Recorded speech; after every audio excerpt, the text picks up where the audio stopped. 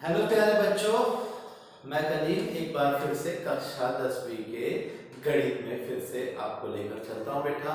पिछले कक्षा में हमने क्या गोला खत्म किया था। आज हम एक नए चैप्टर को लेकर चलेंगे बेटा। उस नए चैप्टर में आज हमारा पॉइंट है वृत्त एवं स्पर्श रेखाएं। वृत्त एवं स्पर्श रेखाएं क्या होती है उसके बारे में हम चलेंगे। सबसे पहले वृत्त क्या होता है, उसकी स्पर्श रेखाओं के बारे में कुछ महत्वपूर्ण परिभाषाएं करेंगे और उसके आधार पर हम कुछ व्यंजकों के बारे में बात करेंगे बेटा। तो अब चलते हैं हम सबसे पहले वृत्त। वृत्त होता क्या है? जब किसी नियत बिंदु से नियत दूरी पर स्थित बिंदुओं का वह समूह, निश्चित बिंदु से नियत दूरी पर बिंदुओं के समूह को मिलाने पर जो आकृति प्राप्त होती है उसे हम क्या कहते हैं? वृत्त कहते हैं। ठीक है। अब स्पर्श रेखाओं की बात करें। अब इसके पहले हम कहते हैं त्रिज्या। वृत्त के केंद्र से परिधि के किसी बिंदु को मिलाने वाली रेखा, वृत्त के केंद्र से परिधि के स्थित किसी भी बिंदुओं को मिलाने वाली रेखा को क्या कहते हैं? वृत्त की त्रिज्या कहते हैं। फिर आ जाते हैं वृत्त की जीवा, और या पहले वृत्त का व्यास है। वृत्त का व्यास जब परिधि के दो बिंदुओं को मिलाने वाली रेखा, लेकिन वह रेखा कहां से होकर गुजरती है? केंद्र से होकर गुजरे। वृत्त के परिधि के दो बिंदुओं को मिलाने वाली रेखा, वृत्त के परिधि पर स्थित किन्हीं दो बिंदुओं को मिलाने वाली रेखा जो वृत्त के केंद्र से होकर गुजरे उसे वृत्त का व्यास कहते हैं। ठीक है। अब यहाँ पर बात हुई जीवा, तो यही वृत्त की सबसे बड़ी जीवा भी कहलाती है। तो पता चला जीवा की क्या परिभाषा हुई? वृत्त के परिधि पर स्थित किसी दो रेखाओं को, कोई भी दो बिंदुओं को, वृत्त के परिधि पर स्थित इन्हीं भी दो बिंदुओं को मिलाने वाली रेखा को ही हम वृत्त की जीवा कहते हैं। अब यहाँ पर चाप के बारे में आता है बेटा बात। ये वृत्त हुआ, वृत्त का केंद्र हुआ, और केंद्र से मान लिया जाए परिधि के दो बिंदुओं को जब मिलाया जाता है केंद्र से, तो इस प्रकार से जो कोण बनता है वो केंद्र का कोण होता है। तो केंद्र के सम्मुख भाग पर जो क्या होता है, जो भाग होता है, जो वक्र रूपी भाग होता है, उसे ही हम क्या कहते हैं? चाप कहते हैं। यदि ये दूसरे वृत्त का केंद्र का संपूर्ण अंशमाप कितना होता है? 360 अंश होता है बेटा।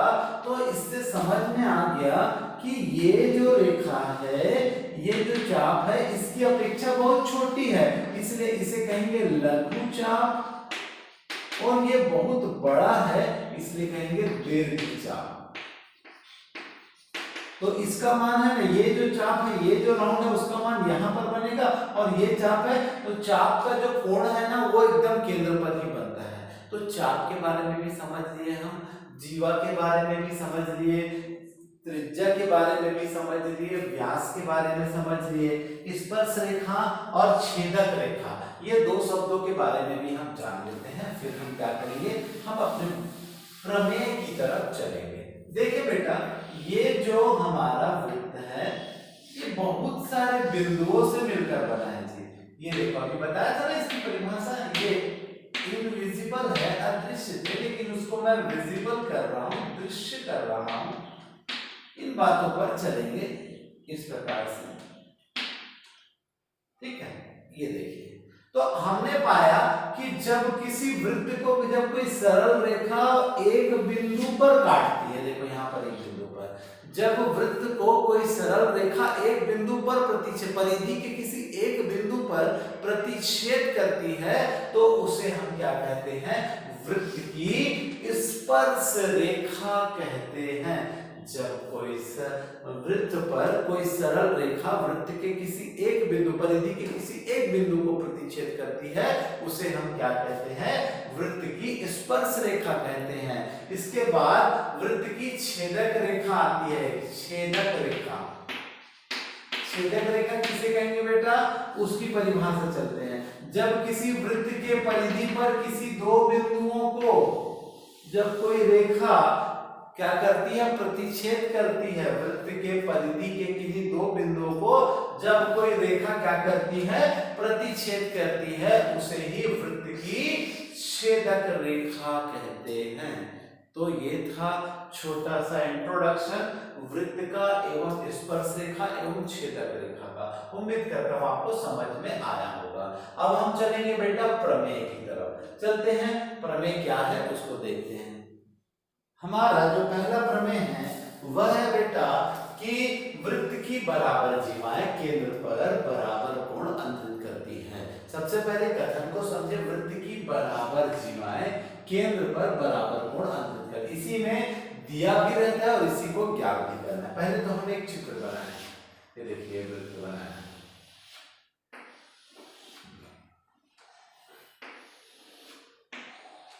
वृत्त की बराबर दिया तो मैंने वृत्त की दो बराबर जीवाएं ए बी और सी डी ले लिया, तो दिया हमें समझ में आ गया।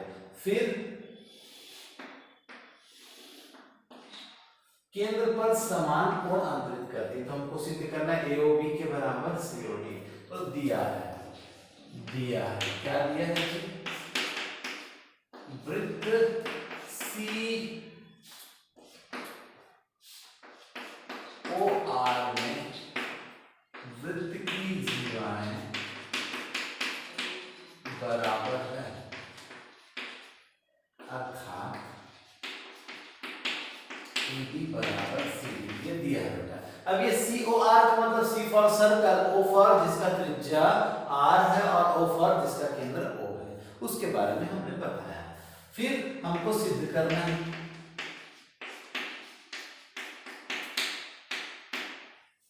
ठीक है, सिद्ध करना है। क्या बताया, कोण AOB बराबर कोण COD ये बराबर करना है। अब उम्मीद करता हूँ प्यारे बच्चों आपको सर्वांग समता के गुणधर्म भुजा भुजा भुजा कोण कोण कोण भुजा कोण भुजा कोण भुजा कोण, ये तीन गुणधर्म यदि हमने बराबर कर दिए तो शेष सभी तीन गुणधर्म भी क्या होते हैं बेटा, बराबर होते हैं।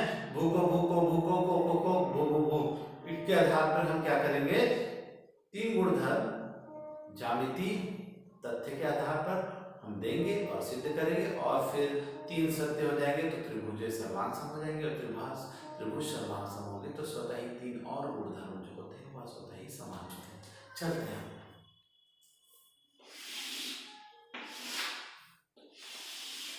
ये उत्पत्ति है,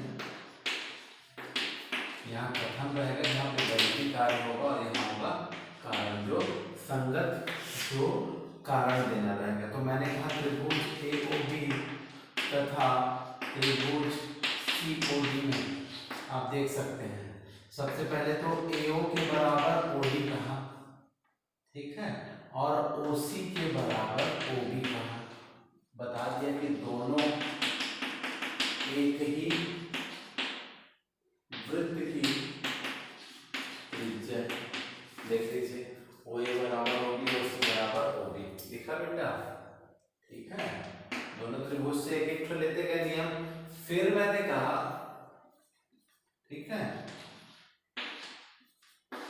फिर मैंने कहा AB बराबर CD, ये कहां से आया, दिया है, कहा दिया है, देख लीजिए AB बराबर CD, जब दिया तो देखो त्रिभुज में तीन गुणधर्म बराबर हो गए जी, एक भुजा भुजा भुजा, जब तीन गुणधर्म बराबर हो गए तो त्रिभुज क्या हो जाएगा, सर्वांग सम हो जाएगा, अर्थात AOB त्रिभुज COD सर्वांग सम, कहां से, भुजा भुजा भुजा। तो जब तीन भुजाएं बराबर हुई ना बेटा, तो सभी कोण स्वतः ही आपस में बराबर हो गए, तो ये कोण इस कोण के बराबर हो गया, ये कोण इस कोण के बराबर, तो ये कोण इस कोण के बराबर हुआ, तो हमको जो चाहिए इसने लिख लिया, कोण AOB बराबर कोण COD। तो कहां से आया, सर्वांग समता की परिभाषा से, देख लीजिए, फिर हम आगे की ओर बढ़ेंगे।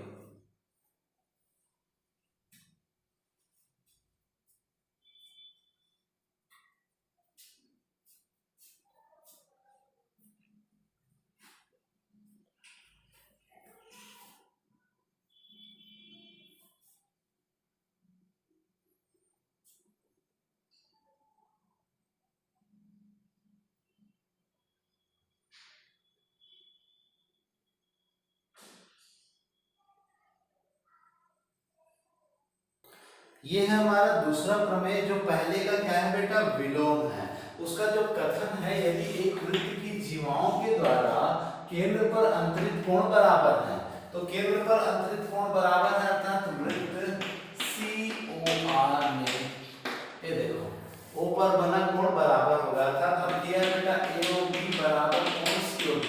अब विलोम कोण है, विलोम प्रमेय अर्थात जो पहले जो दिया था वो अब हमें ज्ञात करना रहेगा, और जो ज्ञात करना था वो उसको क्या करना है, दिया है के रूप में हमें प्राप्त करना पड़ेगा। अब चलते हैं, सिद्ध करना है हमको AB बराबर CD। चित्र वही है, अब थोड़ा सा नियम बदल जाएगा, तो AO बराबर क्या हो जाएगा बेटा, OB हो जाएगा, वृत्त की त्रिज्या है। फिर हमने बात किया कोण AOB बराबर कोण COD, अर्थात ये दिया हुआ है, देखो क्या, तो यहां पर ये दिया है, ये जो दे चुका है। फिर हम देखोगे तीसरा जो गुणधर्म है OB बराबर OC, ये भी वृत्त की क्या है, एक ही वृत्त की त्रिज्या। तो आप देखोगे भुजा कोण भुजा, तीन गुणधर्म बराबर होगा बेटा। यदि तीन गुणधर्म बराबर हुआ तो त्रिभुज क्या हो जाएगा, समरूप हो जाएगा। भुजा कोण भुजा सर्वांग समता से, तो पता चला जब दो भुजा और एक कोण आपस में बराबर हो गई तो एक भुजा और दो कोण स्वतः ही बराबर हो जाएगी, अर्थात ये कोण इस कोण के बराबर, ये कोण इस कोण के बराबर, तो AB भुजा CD के बराबर हो जाएगी। इसलिए क्या हो जाएगा, AB बराबर CD। ये हो गया बेटा आपका, ठीक है। उम्मीद करता हूं आपको समझ में आया होगा, देख लीजिए।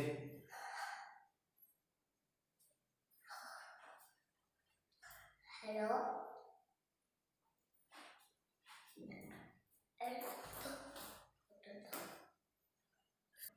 हमारा अगला प्रमेय है बेटा, प्रमेय नंबर 3। वह वृत्त के केंद्र से जीवा पर डाला गया लंब जीवा को समद्विभाजित करता है। चित्र को पहले समझ लें।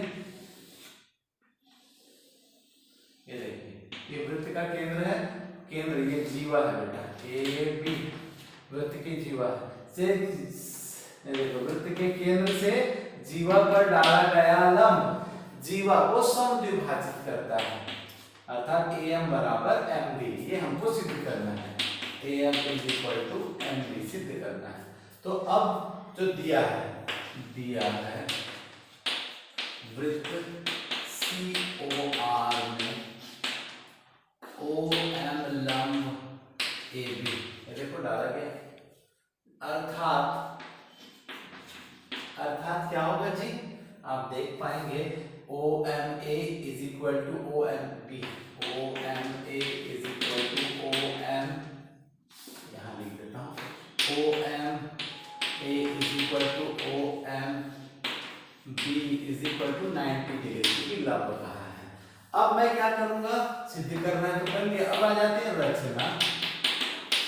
रचना में मैं चित्र, जब हमारे को आवश्यकता होती है ना, हमारी आवश्यकता के अनुसार जब हम चित्र में एडिशन करते हैं, कुछ जोड़ते हैं या कुछ करते हैं ना बेटा, उसे हम रचना कहते हैं। तो देखिए O से A को तथा O से B को मिलाया, O से A तथा B को मिलाया,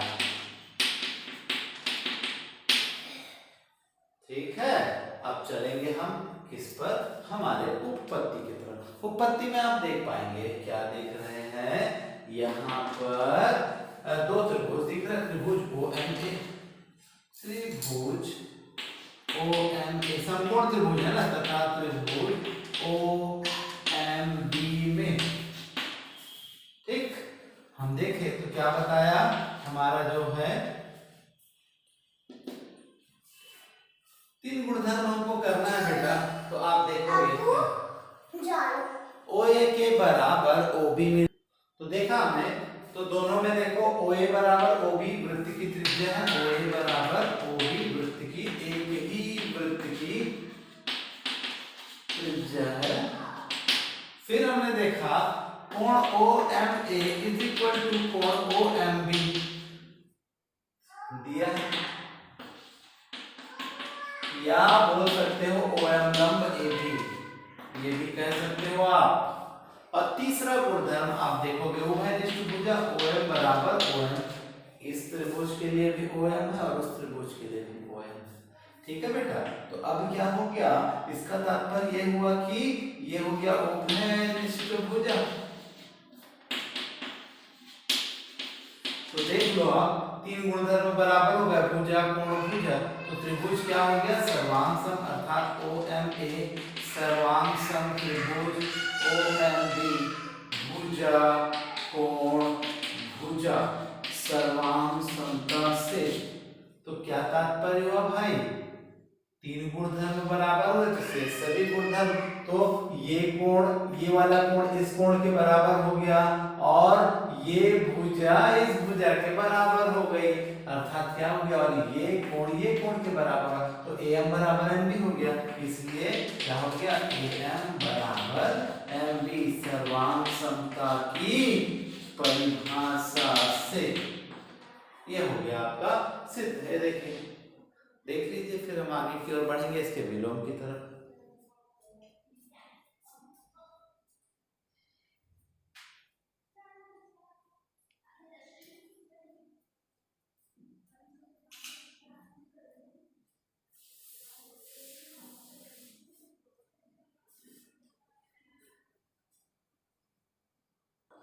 ये है प्रमेय 3 का विलोम। अगला हमारा चौथा प्रमेय कहता है वृत्त के केंद्र और जीवा के मध्य बिंदु को मिलाने वाली रेखा जीवा पर लंब होती है। बेटा जो दिया था ना लंब है, अब उसे ही ज्ञात करना है, ठीक है। और जो ज्ञात था कि मध्य बिंदु शब्द का प्रयोग किया, वृत्त के केंद्र जीवा के मध्य बिंदु, तो ये हो गया मध्य बिंदु। जैसे ही मध्य बिंदु मतलब एम ए बी का मध्य बिंदु है, इसका मतलब ए एम के बराबर क्या हुआ, एम बी। ये दिया है तो दिया है वृत्त सी ओ आर में ए एम बराबर एम बी। फिर रचना तो वही रहेगा, सिद्ध क्या करना है बेटा, हमको सिद्ध करना है ओ एम लंब ए बी, अर्थात क्या, कोण O M A is equal to कोण O M B is equal to 90 degree. ये हमको सिद्ध करना है। चलते हैं सिद्ध करने, वही दो त्रिभुज लेकर चलेंगे और बात करेंगे ओ ए बराबर ओ ए बराबर ओ बी, ठीक है। ओ एम बराबर ओ एम, ओ ए बराबर ओ बी, वृत्त की क्या है, एक ही वृत्त की त्रिज्या है बेटा। ओ एम बराबर ओ एम क्या है बेटा, आप चित्र में देख रहे हैं उभयनिष्ठ भुजा है, चित्र भी देखिए उभयनिष्ठ भुजा है। फिर हमने देखा ए एम बराबर एम डी हो गया, तो ये कहां से आया, दिया है। तो हमने देखा भाई कि दोनों तीन गुणधर्म बराबर हो रहे हैं दोनों त्रिभुजों से, तो त्रिभुज क्या हो जाएगा, सर्वांग सम, अर्थात ओ एम ए सर्वांग सम त्रिभुज ओ एम बी कहां से आया, भुजा भुजा भुजा सर्वांग समता से। तो इससे क्या होगा, तीन कोण पूरे बराबर हो जाएंगे बेटा। तो मेरे को जो कोण की आवश्यकता है उस कोण को मैंने क्या कह दिया, बराबर कह दिया है। देखो O M A is equal to O M B, ये देखो ये अभी बराबर लाया है ना, 90 डिग्री नहीं लाया है जी। तो अब हम चलेंगे फिर से, जब किसी भुजा पर, अभी थोड़ा देर के इसको मिटा देता हूं, जब किसी रेखा पर कोई किरण खड़ी हो तो आसन्न कोणों का योग 180 अंश होता है, अर्थात रेखीय युग्म O M A plus O M B is equal to 180 अंश। कहां से आया, रेखीय युग्म अभिगृहित से। तो आप देखोगे समीकरण 1 से बेटा ओ एम ए बराबर ओ एम बी, तो ओ एम ए के बराबर ओ एम बी लिख सकता हूं, तो ये हो जाएगा O M B is equal to 180। तो ओ एम बी धन ओ एम बी क्या हो जाएगा, 2 O M B is equal to 180। तो हमने देखा ये 2 को 90 के बटे में ले गया, तो पाया O M B is equal to 180/2, ये हो गया 90। तो O M B is equal to क्या हो गया बेटा, 90 हुआ। और जब ओ एम बी 90 होगा तो समीकरण 1 से ओ एम ए भी क्या हो जाएगा, 90 अंश हो जाएगा, अर्थात ओ एम ए बराबर ओ एम बी बराबर क्या ला दिया 90, यही तो लाना था। और जब लंबवत हो गया था ये कोण 90 अंश हो गया तो समझ में आ गया, इसलिए OM लंब क्या हो जाएगा बेटा AB। तो हमारा यह प्रमेय सिद्ध होता है। आप देख लीजिए, समझ लीजिए।